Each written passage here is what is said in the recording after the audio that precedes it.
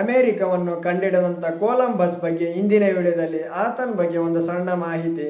Columbus ಸಾಗರದಲ್ಲಿ ನೌಕೆಯ ಮೂಲಕ ಹೊಸ ನಾಡನ್ನು ಕಂಡುಹಿಡಿಯ ಹೋಗುವ ಮುಂಚೆ ಕೊಲಂಬಸ್ ಯಾನದಲ್ಲಿ ಅಥವಾ ಆ ಪ್ರಯಾಣದಲ್ಲಿ ಆಗುವ ಸಮಸ್ಯೆಗಳಾಗ್ಲಿ ಅಡೆತಡೆಗಳಾಗ್ಲಿ ಎಲ್ಲವನ್ನು ಆತ ಮೊದಲೇ ಲೆಕ್ಕಾಚಾರ ಹಾಕ್ತಿದ್ದ.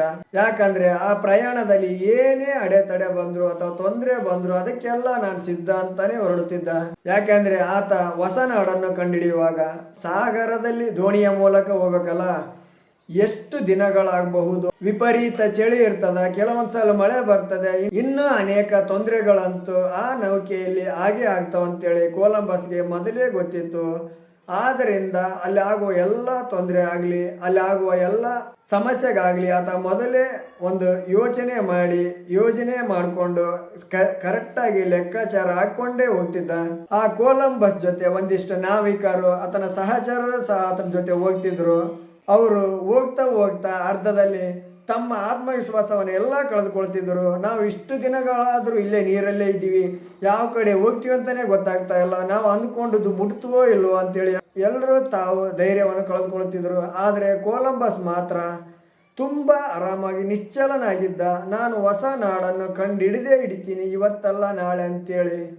ಅವರು ಎಷ್ಟೇ ಗೊಣಗಿದ್ರು, ಯಾಕಂದ್ರೆ ಅವರು ಅರ್ಧ ದಾರಿಯಲ್ಲಿ ಹೇಳ್ತಿದ್ರಲ್ಲ, ಇದೆಲ್ಲ ನಮ್ಮ ಕೈಲಿ ಆಗಲ್ಲ, ನಾವು ವಾಪಸ್ ಹೋಗಿಬಿಡೋಣ, ನಾವು ಎಷ್ಟೋ ದಿನಗಳಾಯ್ತು ಈ ಸಾಗರದಲ್ಲಿ ಬಂದು ಒಂದು ದಡ ಅಥವಾ ಒಂದು ನೆಲ ಆದರೂ ಸಿಗ್ತಾ ಇಲ್ಲ ನಮಗೆ ಅಂತೇಳಿ ಆತ್ಮವಿಶ್ವಾಸವನ್ನು ಕಳೆದುಕೊಳ್ತಿದ್ರು.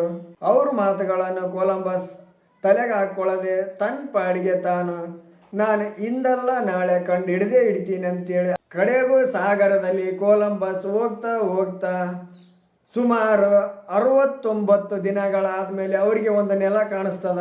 ಕೊಲಂಬಸ್ಗಿಂತ ನಾವಿಕರು ಮಾತ್ರ ತುಂಬಾ ಖುಷಿ ಪಡ್ತಾರ, ಕೊನೆಗೂ ನಾವು ದಡ ತಲುಪಿದೀವಲ್ಲ ಅಂತೇಳಿ. ಆದರೆ ಕೊಲಂಬಸ್ ಮಾತ್ರ ಆತ್ಮವಿಶ್ವಾಸ ಇತ್ತು, ನಾನು ಹೊಸ ನಾಡನ್ನು ಹಿಡಿತೀನಿ ಅಂತೇಳಿ.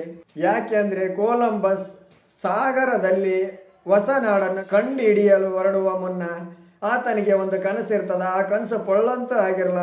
ಯಾಕೆ ಅಂದ್ರೆ ಕೊಲಂಬಸ್ ತನಗೇನು ಬೇಕಂತೇಳಿ ಖಚಿತವಾಗಿ ನಿರ್ಧರಿಸಿಕೊಂಡಿದ್ದ ಮತ್ತು ಕೊಲಂಬಸ್ ಅದನ್ನು ಸಾಧಿಸುವುದು ಹೇಗೆಂದು ಅರಿತಿದ್ದ.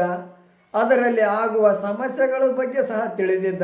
ಅದಕ್ಕೆ ಅನುಗುಣವಾಗಿ ಕೊಲಂಬಸ್ನಲ್ಲಿ ಪಕ್ಕ ಯೋಜನೆ ಮತ್ತು ಯೋಚನೆ ಎರಡನ್ನೂ ಸಹ ಆತನಲ್ಲಿತ್ತು.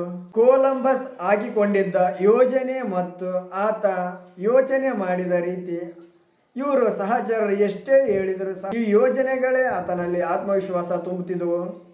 ಇದರ ಸಾರಾಂಶ ಇಷ್ಟೇ, ಯಶಸ್ಸಿನ ರಹಸ್ಯವೂ ಇದೆ. ಯಾಕೆಂದರೆ ನಿಮಗೇನು ಬೇಕೆಂಬುದನ್ನು ನೀವೇ ಅರಿತುಕೊಳ್ಳಿ, ಅದನ್ನು ಹೇಗೆ ಸಾಧಿಸಬೇಕಂತೇಳಿ ಒಂದು ಪಕ್ಕಾ ಯೋಜನೆ ರೂಪಿಸಿಕೊಳ್ಳಿ.